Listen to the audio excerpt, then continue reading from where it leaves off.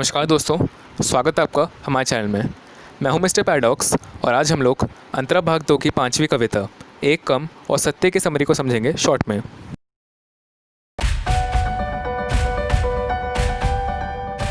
कविता के कवि हैं विष्णु खरे, जिनका जन्म 1940 यानी 1940 में हुआ था। इसमें दो कविताएं हैं, जिसमें से पहली कविता का नाम है एक कम। कवि कहते हैं कि 1947 के बाद से यानी 1947 के बाद से जब इंडिया को आज़ादी मिली थी, तब से उन्होंने कई लोगों को अलग अलग तरीक़ों से आत्मनिर्भर, मालामाल और गतिशील होते देखा है।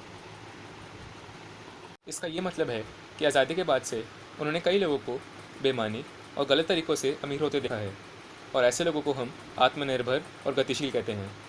हमारे स्वतंत्रता सेनानियों, हमारे फ्रीडम फाइटर्स ने जिस ईमानदार भारत की कल्पना की थी, जिस ईमानदार भारत को इमेजिन किया था, वहाँ पर अब बेईमानी बढ़ चुकी है। इसलिए कवि अपने सामने जब भी किसी को 25 पैसे, एक चाय या 2 रोटी के लिए हाथ फैलाता हुआ देखता है, भीख मांगता हुआ देखता है, तो कवि समझ जाता है कि उसके सामने एक ईमानदार आदमी, औरत या बच्चा खड़ा है। क्योंकि अगर वो बेईमान होता तो बेईमानी से और गलत तरीक़ों से पैसे कमा लेता और उसे किसी के आगे भीख मांगने की ज़रूरत नहीं पड़ती। भीख मांगने वाला ये खुद मान लेता है कि हाँ, वो लाचार है, मजबूर है, कंगाल है या कौड़ी है और उसकी हालत बहुत ख़राब है। या फिर वो ये मान लेता है कि मैं ठीक ठाक हूँ, मगर मैं कामचोर हूँ और एक मामूली धोखेबाज हूँ। मामूली धोखेबाज, आम धोखेबाज इसीलिए क्योंकि वो सिर्फ कुछ लोगों को अपने झूठे हालात बताकर उन्हें धोखा देता है और उनसे पैसे लेता है। मगर बेईमान लोग बेईमानी और गलत तरीक़ों से पूरे देश को लूटते हैं और पूरे देश को बेच डालते हैं। भीख मांगने वाला ये भी मानता है कि वो देने वाले के संकोच यानी हेजिटेशन और लज्जा यानी शर्म पर या फिर गुस्सा होकर या परेशान होकर पैसे देने पर ही आश्रित है, यानी वो लोगों के किसी भी तरह से पैसे देने के सहारे पर ही जिंदा है।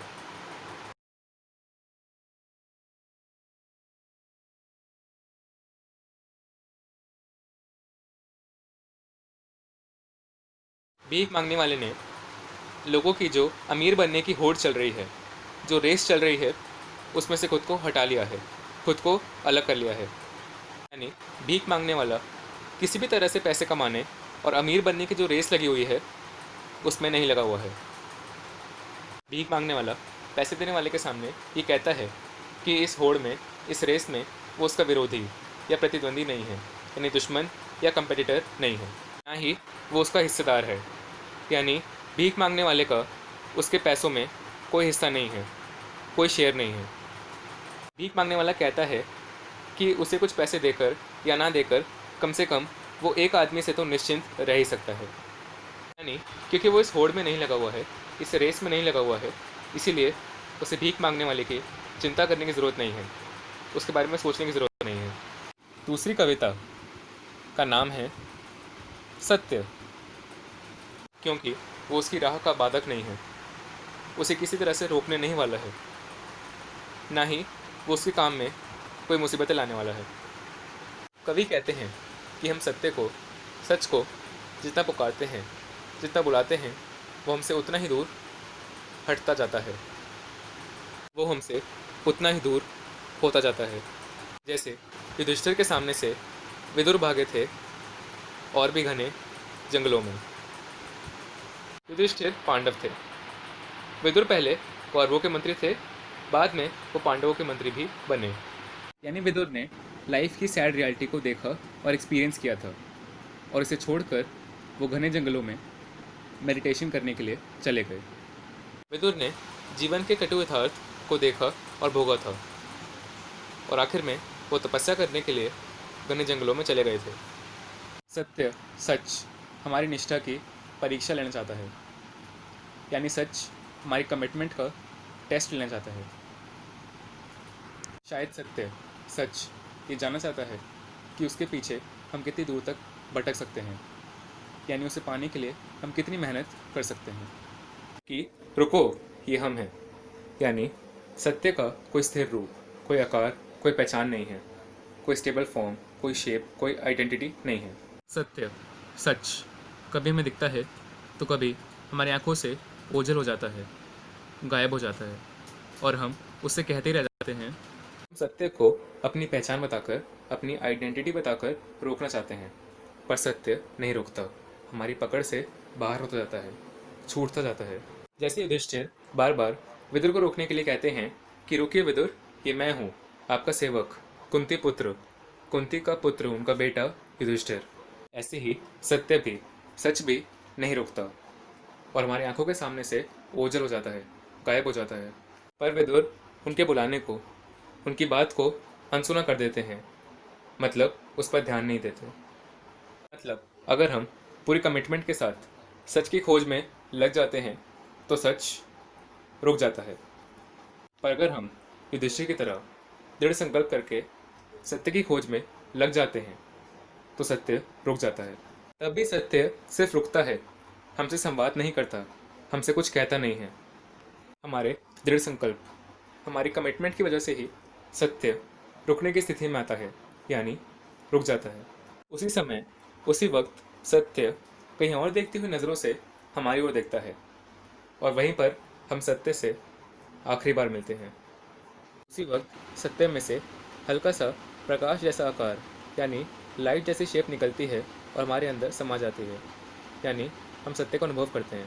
हमें सत्य की अनुभूति होती है, सच का एक्सपीरियंस होता है और उसका प्रकाश, उसकी लाइट हमारे अंदर समा जाती है।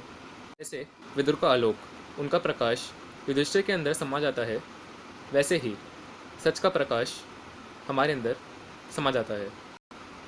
सत्य का प्रकाश, सच का प्रकाश वैसे ही हमारे अंदर समा जाता है जैसे शमी वृक्ष, शमी पेड़ के तने के सहारे खड़े हुए विदुर ने युधिष्ठिर को अनजान की तरह देखते हुए भी पहचान कर उन्हें आखिरी बार बिना पलके झपकाए देखा था, जिससे सत्य का प्रकाश हम में समा जाता है, यानी हम उसे एक्सपीरियंस कर पाते हैं। ऐसा तभी होता है जब हम दृढ़ संकल्प, कमिटमेंट के साथ सत्य की खोज में लग जाते हैं। सत्य से मिलने के बाद भी हम ये सोचकर निराश होते हैं, उदास होते हैं कि सत्य ने आखिर तक हमसे कुछ नहीं कहा। हाँ, हमने देखा ज़रूर था कि सत्य का प्रकाश हमारे पास आया, पर वो हमारे अंदर समा गया या हमसे होता हुआ आगे चला गया, इस बात का संशय बना रहता है। यानी हमें डाउट होता है कि सत्य हमारे अंदर समा गया या हमसे होता हुआ आगे चला गया। यानी हमें ये संशय होता है, ये डाउट होता है कि सत्य हमारे अंदर है या नहीं। जब सत्य का प्रकाश हमारे पास आया तब हम कांपे नहीं, हमें कोई बुखार नहीं हुआ, मतलब हमें कुछ महसूस नहीं हुआ, क्योंकि हमारे अंदर कोई परिवर्तन नहीं आता, कोई चेंज नहीं आता, इसलिए संशय, डाउट बना रहता है। इसी वजह से ही हमारे अंदर संशय बना रहता है, ये डाउट बना रहता है कि सत्य हमारे अंदर समाया या नहीं। हम ये सोचते हैं कि जो हम में कभी कभी चमक आ जाती है, क्या वो उसी सत्य के प्रकाश का प्रतिबिंब है, यानी कभी कभी जो चमक आ जाती है, क्या वो उसी सत्य के प्रकाश, उसकी लाइट का रिफ्लेक्शन है।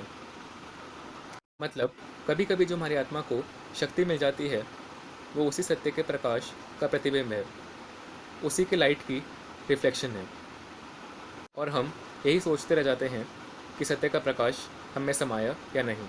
ऐसे ही खांडव से इंद्रप्रस्थ लौटते हुए युधिष्ठिर सोचते हैं कि अगर विदुर चाहते तो उन्हें वहीं बता सकते थे। खांडव है घने जंगल और इंद्रप्रस्थ है वो जगह जहाँ पर कौरव और पांडव रहा करते थे। मतलब युधिष्ठिर ने अहम को त्याग कर, यानी अपनी बात छोड़कर ये सोचा कि उनके अंदर जो सत्य और न्याय का प्रकाश है, सत्य के प्रकाश की वजह से ही उनकी आत्मा में चमक आई है, वो उसी सत्य के प्रकाश का प्रतिबिंब है, यानी उसी के लाइट की रिफ्लेक्शन है। दोस्तों, इन कविताओं से हम क्या सीख सकते हैं? पहली बात तो ये कि अगर आप बेईमानी से और गलत तरीक़ों से सक्सेसफुल होते हैं तो वो सक्सेस टिक नहीं पाएगी। ही आपको जो चाहिए उसे पाने के लिए जो मेहनत करने की ज़रूरत है, वो मेहनत करने की आप में कमिटमेंट होनी चाहिए, और ऐसी सक्सेस को फेलियर बनने में ज़्यादा टाइम नहीं लगता।